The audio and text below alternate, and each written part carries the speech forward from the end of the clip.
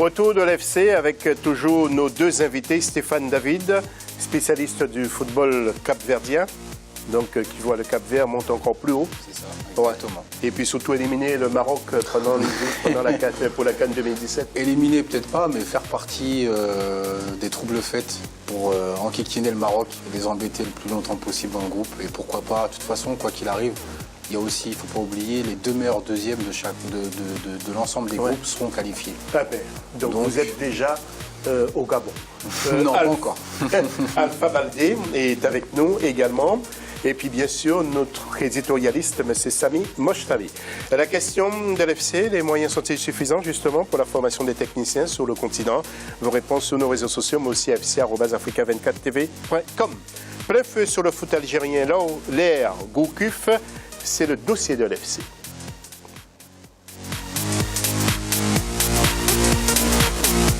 Mais avant ça, je vais demander à Sami et d'Alpha de réagir justement sur la décision de justice qui a été rendue. Donc c'est la peine capitale pour les 11 personnes après les émeutes du 1er février 2012 à Port Saïd qui avait fait 74 morts en Égypte. Vous vous souvenez lors du match qui mettait aux prises Al-Masri à Al-Hali, la grande équipe du Caire. D'autres condamnations justement seront prononcées le 30 mai contre 62 personnes et 9 policiers. Sami et Alpha, qu'est-ce que cette décision vous inspire tout d'abord la sentence? Après, on est mal placé pour savoir si c'est sévère ou pas. Le débat sur la peine de mort concerne le monde entier. Maintenant, il y a eu des morts, il y a eu des événements tragiques qui n'ont pas leur place sur un terrain de football et qui n'ont pas leur place de manière générale, de toute façon, dans n'importe quel événement. Ces 11 personnes semblent être responsables de la mort de certaines personnes lors de ce triste événement. Donc, oui, bon, personnellement, je ne suis pas pour la peine de mort, donc je trouve ça forcément sévère. Maintenant, comme je vous l'ai dit, c'est un débat assez interminable. Oui, Alpha? Je sais pas, j'ai pas pu suivre le procès. C'est quelque chose de dommage qui s'est passé ce jour-là à Port Saïd. Maintenant, est-ce que la responsabilité totale et globale ne peut être englobée que par ces 11 personnes? Moi, je pense pas. Moi, je pense que la responsabilité, elle vient de beaucoup loin et elle était un petit peu latente.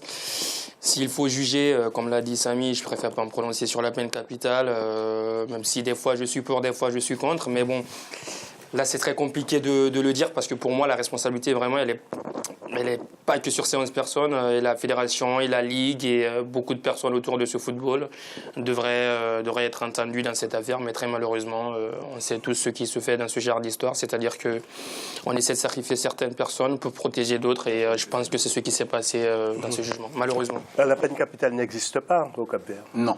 Ah bon. Non. Ok. Présenté comme favorite maintenant, nous allons voir un sujet.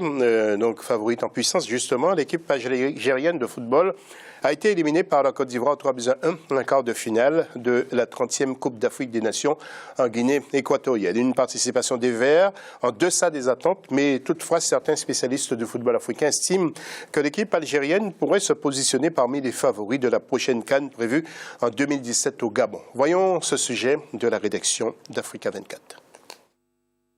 6 buts marqués, 5 buts encaissés, éliminés par la Côte d'Ivoire au quart de finale par un score de 3-1. Voici le bilan de la participation de l'équipe algérienne à la dernière Coupe d'Afrique des Nations. Un rendez-vous du ballon rond tenu en Guinée équatoriale du 17 janvier au 8 février 2015. Les Fennecs algériens n'ont pas eu le moins de rééditer les retentissants exploits de leurs aînés, vainqueurs de la CAN en 1990. Il est vrai que les gens attendaient que l'Algérie fasse une grande Coupe d'Afrique, c'est-à-dire qu'elle gagne la Coupe d'Afrique pour les Algériens, d'autant plus qu'ils sont passés, ils ont fait une très belle Coupe du Monde avec un match de huitième de finale très disputé contre l'Allemagne qui a été le futur vainqueur. Mais bon, quand on voit l'expérience de l'entraîneur de l'Algérie, quand on voit la jeunesse de son équipe, on peut dire que c'est pas un mauvais résultat, d'autant plus qu'ils perdent en quart de finale contre le futur vainqueur. La prestation des Fennecs à cette 30e Coupe d'Afrique des Nations était en deçà des espérances. En dépit de son échec à mener les Verts pour le dernier carré, le sélectionneur national Christian Gourcuff a été reconduit dans ses fonctions. Selon des spécialistes du ballon rond, cette équipe algérienne a de l'avenir. Elle pourrait même faire partie des favoris pour la CAN 2017. L'Algérie, avec la jeunesse de son effectif, avec la qualité de ses joueurs, surtout devant, je veux parler de Brahimi qui est à Porto, Fian Fekili qui est à Valence en Espagne. Je pense que l'Algérie a une équipe tellement jeune qu'elle peut, pas seulement la CAN 2017, mais les autres Coupes d'Afrique à venir, elle peut jouer un grand rôle dans le football africain. Maintenant, bon, être favori ne veut pas dire être gagné déjà, mais je pense qu'il va falloir compter sur cette équipe d'Algérie-là dans les prochaines années sur le continent africain. La Confédération africaine de football a dévoilé les compositions des groupes des éliminatoires de la Coupe d'Afrique des Nations 2017. L'Algérie devra affronter l'Éthiopie, les Lesotho et les Seychelles pour obtenir son ticket à la prochaine édition qui se déroulera en terre gabonaise. Oui, Samy, c'est à vous que je vais m'adresser en premier. Est-ce que l'Algérie a la suprématie du football dans le Maghreb? La suprématie du football, de par leurs résultats, oui. On ne peut pas leur enlever. C'est le dernier pays maghrébin à s'être montré en Coupe du Monde. Même à la CAN, ils ont fait un quart de finale. Donc oui, une petite suprématie sur le Maghreb. On les voyait meilleurs lors de cette CAN 2015. Ils ont énormément déçu. Ils étaient sur une belle dynamique. C'est vrai que c'est vraiment dommage parce que pour moi, l'Algérie avait le meilleur collectif africain. Intrinsèquement, c'est pas forcément la meilleure équipe puisque la Côte d'Ivoire a un effectif composé d'énormes individualités. Mais l'Algérie avait une carte à jouer et il devait, comment dire, en quelque sorte confirmer leur excellente Coupe du Monde. Et ça n'a pas du tout été le cas. C'est une très grosse déception. Ils se sont ratés dans les grandes largeurs lors de cette CAN 2015. Les exemples les plus frappants sont les défaites contre le Ghana et la Côte d'Ivoire qui a clairement montré de grosses défaillances dans le jeu et dans la mentalité des Fennecs. Oui, Alpha nous dira tout à l'heure s'il est d'accord avec vous. Abdel Jadaoui, ancien entraîneur, ancien joueur qui a évolué au Havre, à Sochaux, qui était un très très bon milieu de terrain. D'ailleurs, Samy Mochtabi n'était pas né du tout. Il ne savait même pas encore s'il allait naître. Je vous propose d'écouter Abdel Jadaoui. Effectivement, il y a eu un petit changement du fait que bon, c'est normal, un entraîneur qui vient d'arriver, qui connaît très très peu l'Afrique, donc c'est toujours difficile et délicat. Et il faut énormément de temps pour qu'il s'habitue à cette prise de fonction. Et avant de retrouver Alpha, Nasser Sanjak, que vous connaissez bien, messieurs, eh bien justement, ancien entraîneur de la sélection des Fennecs, intervient également. Pour être franc, moi je suis très déçu. Je pense que l'Algérie a fait une erreur d'avoir laissé partir Vaïd 5 mois avant la Coupe d'Afrique. Je pense que Vaïd, sous l'aspiration de la belle Coupe du Monde, avait les moyens réellement d'aller la gagner. Là, Gourcuff vient en proposant un projet de jeu.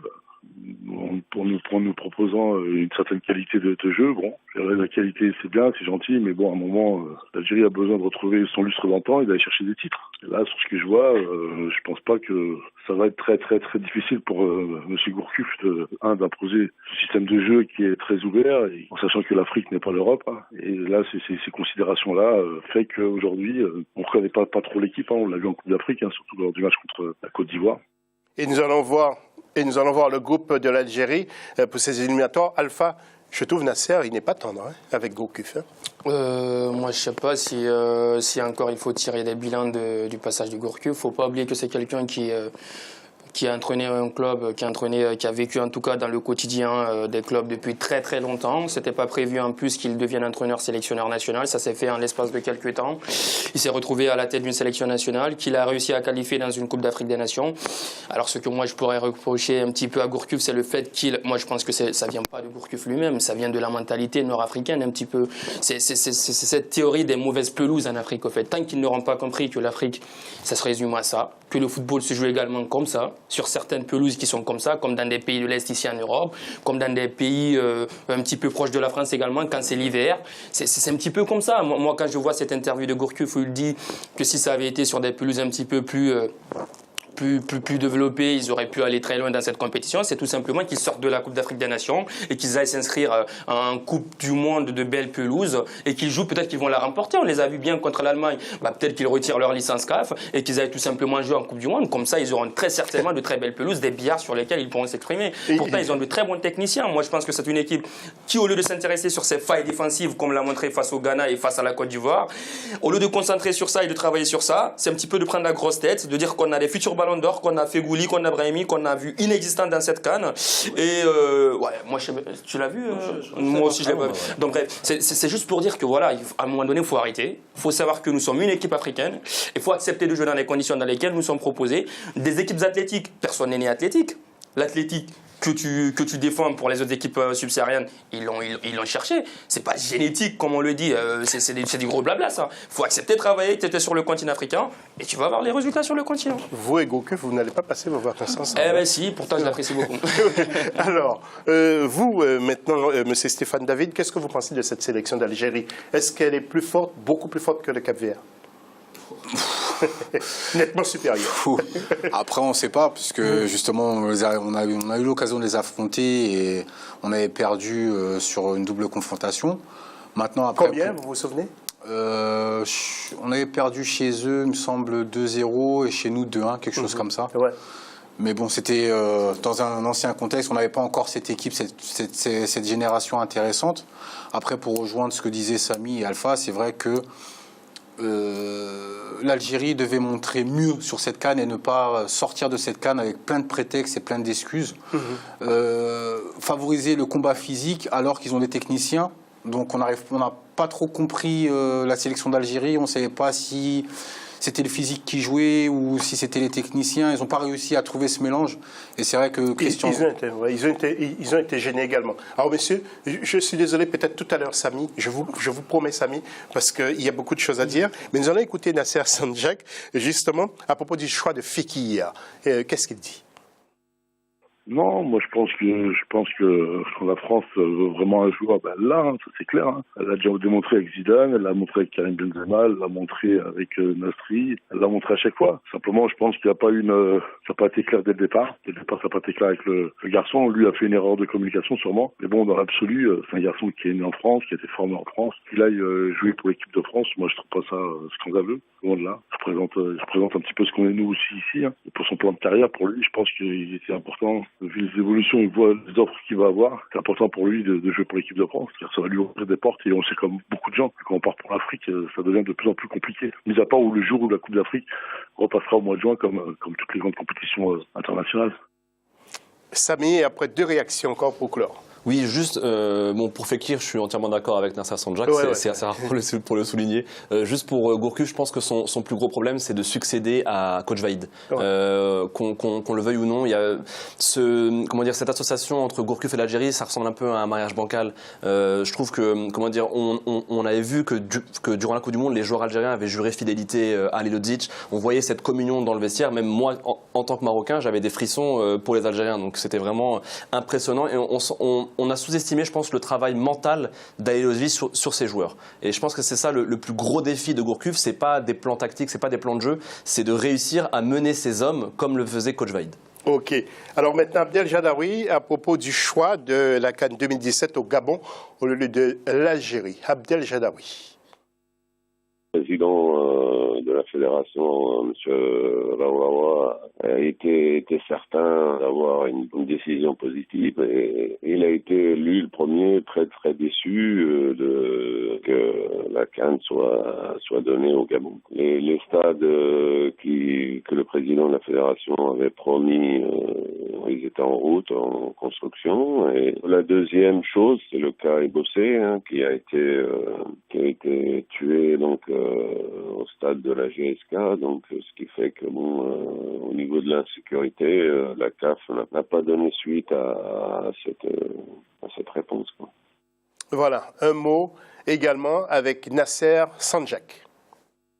Moi j'ai vécu ça comme un vrai échec, comme une nation, parce que vraiment l'Algérie la voulait vraiment et elle voulait réellement, à travers cette compétition, relancer les infrastructures et redonner vraiment un boost, une image très positive du pays, quoi, et de sa jeunesse surtout. Et là, on pensait réellement qu'on avait réellement les moyens, parce que sur le plan économique, l'Algérie se porte très très bien.